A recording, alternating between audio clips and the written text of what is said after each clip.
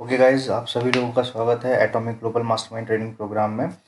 ये मैं एक बहुत ही क्विक वीडियो रिकॉर्ड कर रहा हूँ क्योंकि पिछले जो मैंने जितने भी वीडियो सीरीज़ इस मास्टरमाइंड ट्रेनिंग की रिकॉर्ड करी तो उसमें मुझे एक कंटिन्यू जो लोग मुझे अप्रोच कर रहे हैं बाकी अदर टीम के, अदर नेटवर्क मार्केटिंग टीम के या एटॉमी टीम के, तो उन सभी का कंसर्न है कि सर इसे वेस्टीज से कंपेयर किया जाए या आप जो ओके लाइफ केयर है या फिर एमवे है या फिर दूसरी जो माई लाइफस्टाइल और मोदी केयर, जितनी भी नेटवर्क मार्केटिंग कंपनी इंडिया में चल रही हैं उनके कंपैरिजन में आप बताया जाए कि एटॉमी किस तरीके से बेहतर है। ठीक है, तो पहले तो मैं सबसे पहले आप लोगों को यही बात बताऊंगा कि एटॉमी का कंपैरिजन किसी जो प्रोडक्ट बेस्ड कंपनी है उससे नहीं किया जा सकता क्योंकि ये एक ई कॉमर्स कंपनी के तौर पे उतरने वाली है इंडियन मार्केट में। इसके प्रॉपर जो कंपटीशन है वो फ्लिपकार्ट और अमेजन और स्नैपडील टाइप के जो ई कॉमर्स वेंडर्स है वो हैं। ठीक है, लेकिन फिर भी लोगों का एक माइंडसेट होता है क्योंकि पिछली जो भी नेटवर्क मार्केटिंग कंपनीज आई हैं वो डायरेक्टली इनडायरेक्टली उसी से कंपैरिजन उसका करना पसंद करते हैं। तो मैं बहुत ही क्विक वीडियो ये रिकॉर्ड करूँगा और आपको बहुत ही कट टू कट इन्फॉर्मेशन दूंगा, जिससे आप बहुत अच्छे से समझ सकते हैं कि इंडियन मार्केट में जितनी भी कंपनीज काम कर रही हैं एट प्रेजेंट 2020 में कौन सी अपॉर्चुनिटी अच्छी है जिस पे आपको स्विच करना चाहिए या नहीं करना चाहिए। ओके, तो सबसे पहले मैं आपको बताना चाहूँगा कि ये वीडियो का सारा कंटेंट जो है वो 100% ओरिजिनल है और मेरी रिसर्च और एक मेरी बहुत डिटेल टाइम के बाद में बनाया गया है। ठीक है, तो मैं आप सभी लोगों से रिक्वेस्ट कि आप इस वीडियो का कोई भी कंटेंट डायरेक्टली यूज़ करने की बजाय आप इस वीडियो का यूआरएल या इसका चैनल शेयर कर सकते हैं। ठीक है, प्लीज़ किसी भी तरीके के इस वीडियो को इसको मिसयूज़ ना करें और अगर ऐसा कुछ पाया जाता है तो डेफिनेटली मुझे एक कोई लीगल एक्शन लेना पड़ सकता है। तो हम लोग जो पहले सेशन में आने के पहले मैं आप लोगों से रिक्वेस्ट करूंगा कि चैनल को सब्सक्राइब ज़रूर करें और बेल आइकन ज़रूर प्रेस करें ताकि आपको इसके रेगुलर नोटिफिकेशन मिलते रहें। ठीक है, मेरे बारे में जानकारी के लिए आप सिंपली मेरा नाम गूगल कर सकते हैं रितेश रंगारे के नाम से, तो मेरे बारे में आपको काफ़ी इन्फॉर्मेशन मिल जाएगी। और उसके अलावा अगर आपको जानकारी चाहिए तो ये मेरा एक डिटेल प्रोफाइल है। भोपाल के मैं मल्टीपल वेंचर्स में इन्वॉल्व हूँ और एसोसिएटेड हूँ। ठीक है, तो ये मेरा आपका जो मेरा डिटेल प्रोफाइल है वो आप यहाँ पे भी देख सकते हैं। और अगर आपको ये प्रोफाइल अपने मेल पे चाहिए तो आप अपना मेल आईडी, कॉन्टैक्ट नंबर और अदर डिटेल जो है वो कमेंट बॉक्स में शेयर कर सकते हैं। ओके, तो बैक टू द स्लाइड्स। अभी जो सभी लोगों की रिक्वेस्ट आ रही है क्योंकि ये भी बहुत कॉमन सी चीज़ है और बहुत ज़रूरी चीज़ है कि लोग इतनी सारी कंपनी चल रही है मार्केट में तो हर कोई कंपनी बेस्ट कंपनी चाहता है। ठीक है, लेकिन बेस्ट कंपनी चूज करने का क्राइटेरिया क्या होता है ये किसी को भी नहीं पता रहता है। ठीक है, मैंने मैक्सिमम लोगों को देखा हुआ है, मैंने मैक्सिमम लोगों के तरीके देखे हुए हैं। एक नेटवर्कर की आदत इस तरीके से हो जाती है कि उसे इतना ज़्यादा मोटिवेट कर दिया जाता है कि वो एक नेटवर्क मार्केटिंग कंपनी को भगवान मानने लगता है। ठीक है, और ये बहुत ही एक हार्ड ट्रूथ है लेकिन इस इंडस्ट्री का बट है कि लोग इसमें उतना ही कट्टर परफॉर्म करना स्टार्ट कर देते हैं जिस तरीके से हम लोग अपनी सोसाइटी में, हम लोग अपने रिलीजन में या हम लोग किसी पर्टिकुलर पॉलिटिशियन पार्टी के लिए रहते हैं। तो मेरा उन सभी लोगों से रिक्वेस्ट है कि आप बिजनेस कर रहे हैं, बिजनेस करने के लिए बहुत ज़्यादा लाइक माइंडेड रहें और बहुत ही ज़्यादा ओपन रहें, बहुत ज़्यादा प्रैक्टिकल रहें क्योंकि कंपनीज का काम है, कंपनीज आती जाती रहती हैं और कंपनीज में ज़रूरी है कि आप उनमें से सही कंपनी, सही रिसर्च के थ्रू सही कंपनी पिक करें और उसमें काम स्टार्ट करें।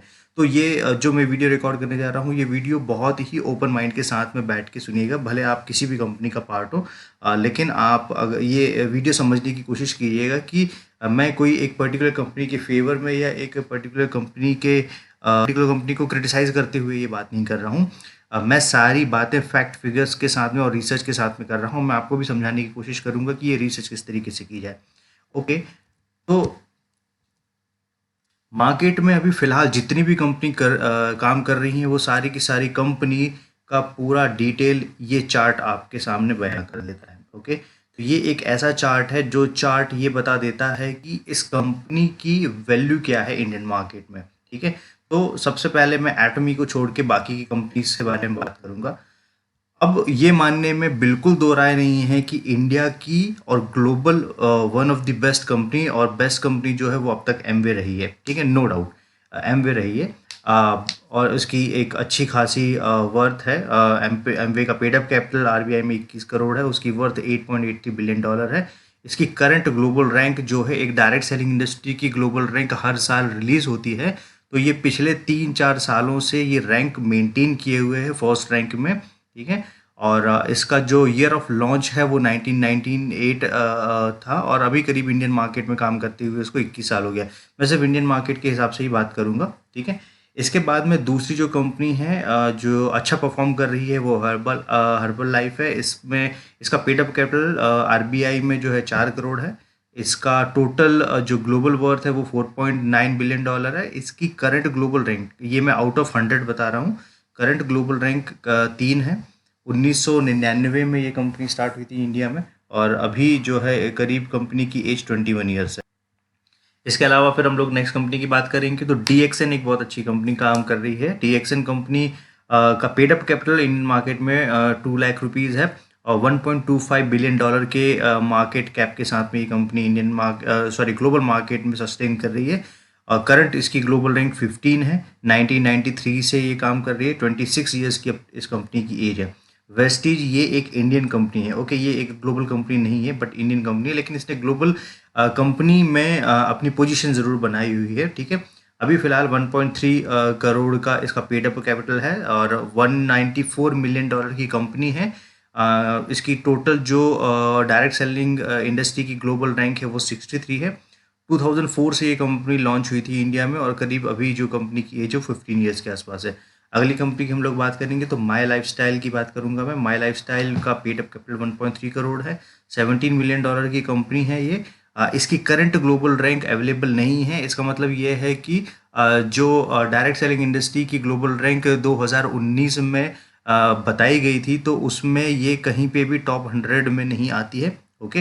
हो सकता है टॉप 100 के बाहर की लिस्ट में शामिल हो, बट टॉप 100 में ये ग्लोबल कहीं पे भी इसका कोई नाम नहीं है। 2013 से कंपनी स्टार्ट हुई थी, इसको करीब 7 ईयर्स हो चुका है।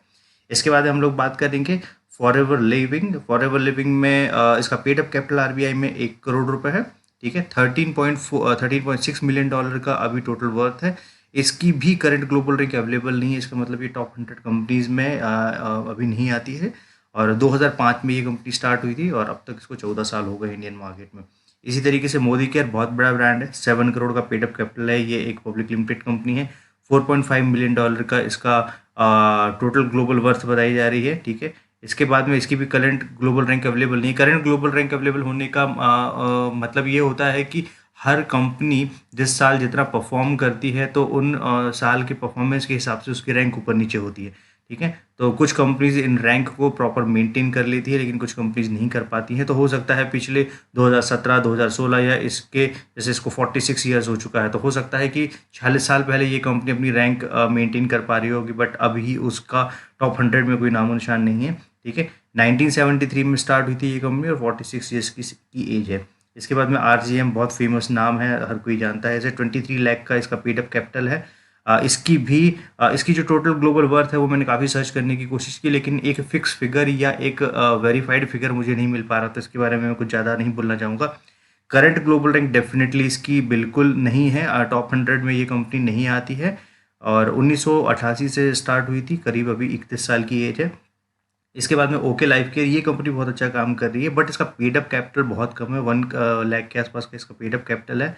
इसकी टोटल वर्थ जो है वो भी अवेलेबल नहीं है। अब देखिए, टोटल वर्थ अवेलेबल होने का मतलब है, अगर वेबसाइट अपनी खुद की अगर कंपनीज जैसे ओके लाइफ केयर, ये कंपनीज खुद की वेबसाइट पे अगर कुछ क्लेम कर रही हैं, तो इनके क्लेम करने में और उनकी वर्थ होने में ये दोनों अलग अलग चीज़ें हैं, राइट। तो कभी किसी कंपनी के क्लेम को उसका एक्चुअल वर्थ नहीं माना जा सकता है। तो जैसे ओके लाइफ केयर के पेज पे मैंने देखा हुआ था, उन्होंने करीब बताया है कि 100 करोड़ रुपीस पर ईयर के आसपास का रेवेन्यू है, बट वो सिर्फ उनका क्लेम है।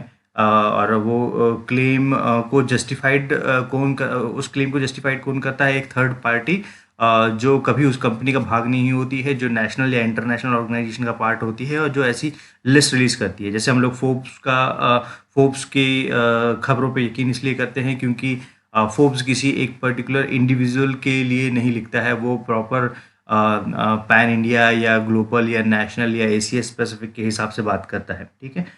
फिर 2016 में ये कंपनी लॉन्च हुई थी। इसे सिर्फ 3 साल हुआ है और 3 साल में काफ़ी अच्छे काम कर रही है। इसके बाद में अगली कंपनी, ये इंडिया की टॉप 10 कंपनीज है जो फिलहाल इंडियन मार्केट में काम कर रही है। तो लास्ट जो कंपनी है वो डियोसॉफ्ट है।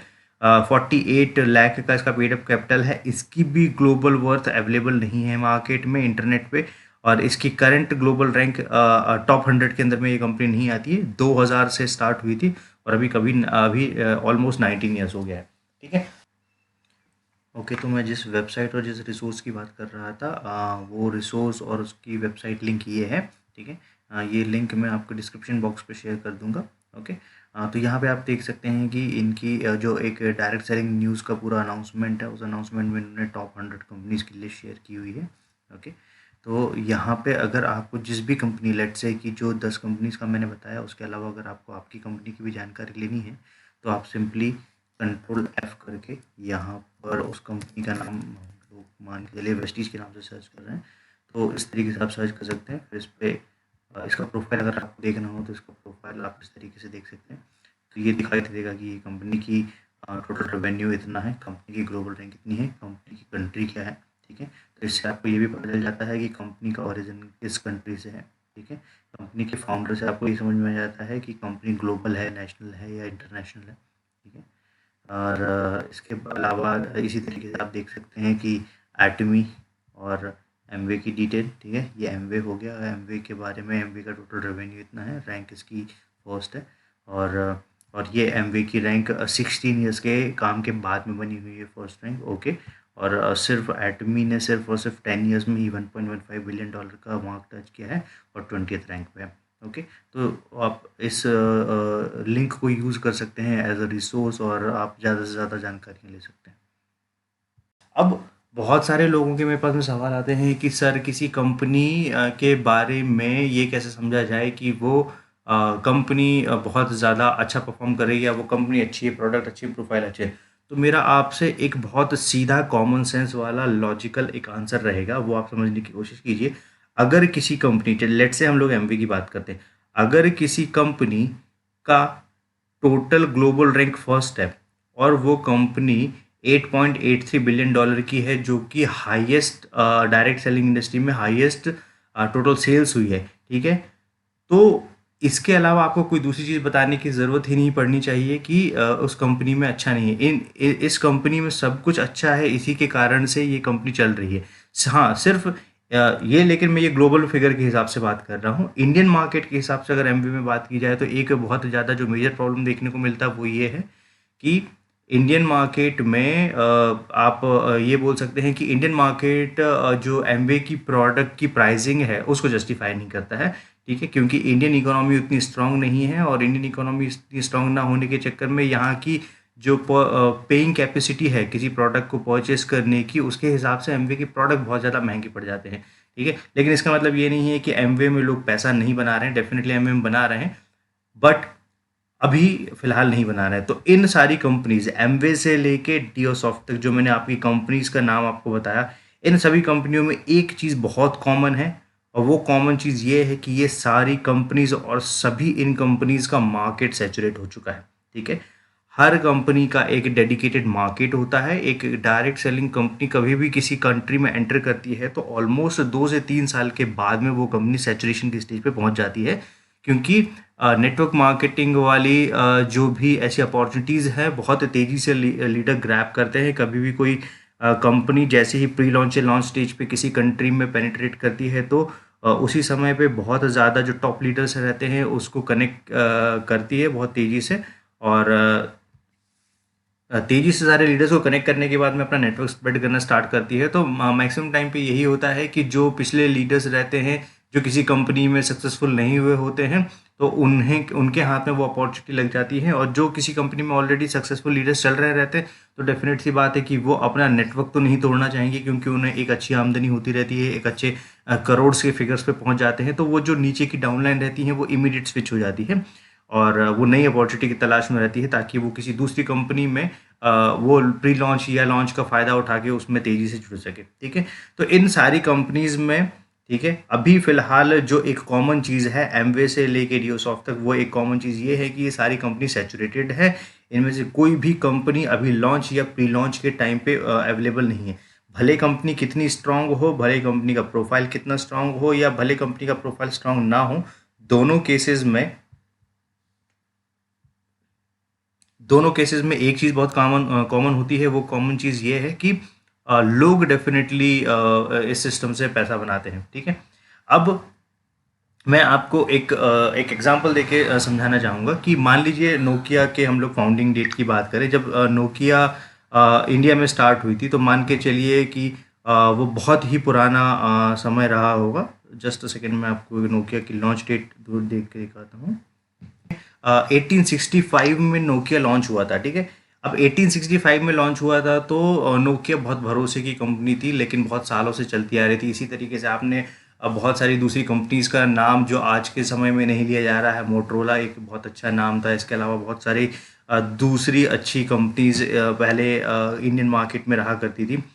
अब अगर कंपनी से समय के साथ में अपग्रेड नहीं होती है, कंपनी के प्लान्स, कंपनी की प्रोडक्ट, कंपनी की अदर चीज़ें समय के साथ में अपग्रेड नहीं होती, तो बहुत बड़े चांसेस होते हैं उस कंपनी के कोलैप्स करने के। बहुत तेज़ी से कंपनी या तो ख़त्म हो जाती है या तो सैचुरेट हो जाती है। ठीक है, तो अभी इनमें से काफ़ी कंपनी या तो एंड स्टेज पे है या सैचुरेशन की स्टेज पे है। ठीक है, और ये बहुत कोई बड़ा लॉजिक नहीं है, क्योंकि पूरे नोकिया के मार्केट को पहले सैमसंग ने खाया, देन इसके बाद में सैमसंग के मार्केट को जो एमआई और रियलमी के जो मोबाइल्स आ रहे हैं, या इसके अलावा और जो ऑनर और दूसरी जो नई नई कंपनीज आती जा रही हैं, तो स्मार्टफोन के पूरे मार्केट को इन्होंने कैप्चर किया हुआ है।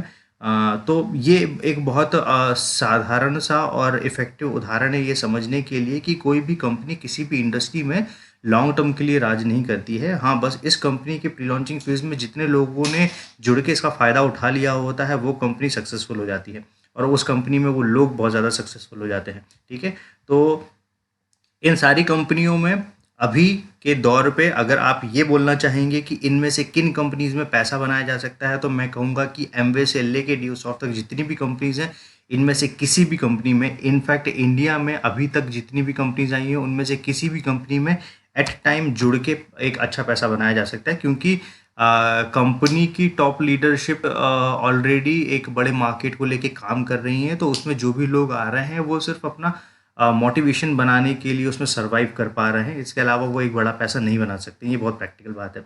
ओके, तो इसका कहने का मतलब ये हुआ क्या कि क्या नेटवर्क मार्केटिंग में सक्सेस ही हासिल नहीं की जा सकती? नहीं, बिल्कुल ऐसी बात नहीं है।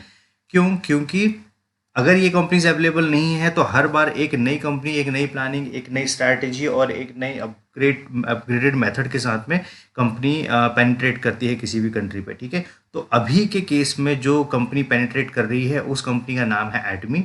एटमी का पेड अप कैपिटल है 10.5 करोड़, और इसका एक्सपेक्टेड पेड अप कैपिटल जो लॉन्च के बाद में एक्सपेक्ट किया जा रहा है, वो बताया जा रहा है कि 50 करोड़ के आसपास होगा। ठीक है, अब इस कंपनी का टोटल ग्लोबल वर्थ जो है वो $1.15 बिलियन है। बहुत ही कम समय में बहुत ही तेजी से बड़ा मार्केट कैटर करने वाली कंपनीज में इसका नाम लिया जा रहा है। ठीक है, कोरिया बेस्ड कंपनी है, साउथ कोरिया बेस्ड कंपनी है। करंट ग्लोबल रैंक इसकी 20th है, 20वीं रैंक पे है। सिर्फ 10 सालों में 20वीं रैंक पे ये कंपनी का होना, और 10 साल के अंदर में करीब करीब मान के चलिए कि सॉरी, इंडिया में लॉन्च होने के पहले अभी करीब करीब 10 लाख के आसपास इसमें टोटल जॉइनिंग्स हो चुकी हैं। ठीक है, और अगर मैं एक अपना कैलकुलेशन बताने की कोशिश करूं, तो एमवे का जो फर्स्ट ईयर का 1998 टू 1999 का जो रेवेन्यू था, वो करीब 99 करोड़ के आसपास था। और इसके हिसाब से अगर आप एटमी का फर्स्ट मंथ टू 3 मंथ का जो आप रेवेन्यू कैलकुलेट करेंगे, तो इसके हिसाब से वो रेवेन्यू एवरेज 350 टू 500 CR के आसपास में टच करेगा। तो 350 से 500 करोड़ के आसपास में टच करेगा। ये एक्सपेक्टेड रेवेन्यू, आई होप और आई विश कि ये एक्सपेक्टेड रेवेन्यू इतना पहुंचेगा। ठीक है, इस कंपनी का जो लॉन्च टाइम है वो अप्रैल टू जून के आसपास में है। Q2 में इसका लॉन्च बताया जा रहा है। बहुत ही बड़ी प्लानिंग, बहुत बड़ी स्ट्रक्चरिंग, बहुत बड़ी स्ट्रैटेजी के साथ में कंपनी लॉन्च हो रही है। इस कंपनी का रिकॉर्ड हमेशा ये रहा है कि जब भी किसी कंट्री में ये लॉन्च होती है, तो पिछली जितनी भी डायरेक्ट सेलिंग कंपनीज चल रही रहती हैं, उन सारी कंपनीज का रिकॉर्ड ब्रेक करती है। ठीक है, और अभी अगर इसके बारे में ये बात की जाए कि कंपनी को लॉन्च होने में ये कंपनी किस स्टेज पे है, तो कंपनी की स्टेज जो है वो अभी फिलहाल प्री लॉन्चिंग स्टेज पे है। बहुत ही जल्द ये इंडियन मार्केट में आने वाली है। ओके, तो जैसे कि मैं बता रहा था कि कभी भी किसी एक नेटवर्कर की आदत बन जाती है। एक नेटवर्कर अगर जब भी कभी किसी कंपनी को पिच करता है किसी के सामने में, तो वो कभी ये नहीं देखता है कि उस कंपनी का पेड अप कैपिटल क्या है, उस कंपनी का टोटल वर्थ क्या है, उस कंपनी को कितने साल हुए हैं, उस कंपनी का बैकग्राउंड का कितना हो चुका है। वो सिर्फ एक चीज़ों की रट लगाया रहता है। उसे एक चीज़ रटवाई गई है एक बहुत स्टार्टिंग पीरियड से, कि आपका प्रोफाइल, प्रोडक्ट प्लान और पे आउट और ये सारी चीज़ें बहुत अच्छी होनी चाहिए।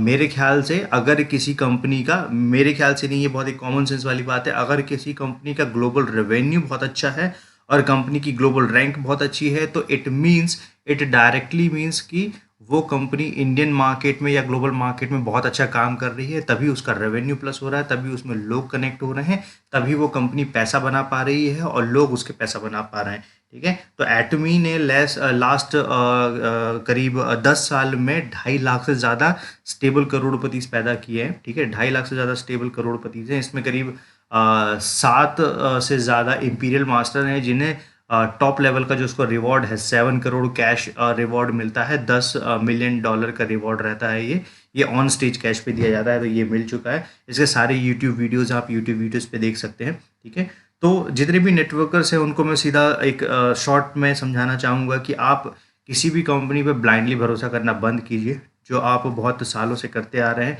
बिना रिसर्च, बिना डिटेल और बिना बेटर है कि आप थोड़ा टाइम निकालें, उस पर रिसर्च करें, और रिसर्च करने के बाद में आपको ये डेटा मिलेगा। और ये डेटा, इसमें आपको बहुत सारी चीज़ें समझने की ज़रूरत नहीं है। किसी भी कंपनी का प्लान, प्रोफाइल, पे आउट और अदर चीज़ें ऑटोमेटिक अच्छी होती हैं अगर वो कंपनी ग्लोबल रैंकिंग में अपना एक पोजीशन बना पा रही है टॉप 100 या टॉप 50 के अंदर में। कोई भी कंपनी, जो वर्ल्ड की कंपनी, आई एम रिपीटिंग, कोई भी वर्ल्ड की कंपनी अगर ग्लोबल पोजीशन बना रही है, ग्लोबल रैंक बना पा रही है टॉप 100 के अंदर में, तो ऑटोमेटिकली उसके प्लान और प्रोफाइल और बाकी की सारी चीज़ें अच्छी रहती हैं। ठीक है, तभी वो कंपनी इतना अच्छा बिजनेस कर पाती है। राइट। तो ये था मेरा आज का बहुत ही क्विक सेशन जो मैंने बनाने की कोशिश की। तो अभी भी अगर आप एटमी टीम का हिस्सा नहीं है, तो मैं सभी लोगों से कहूँगा कि आप भारत की सबसे फास्टेस्ट और स्मार्टेस्ट टीम जो है उसका हिस्सा बनिए। और हमारी टीम का नाम है टीम इनविंसिबल।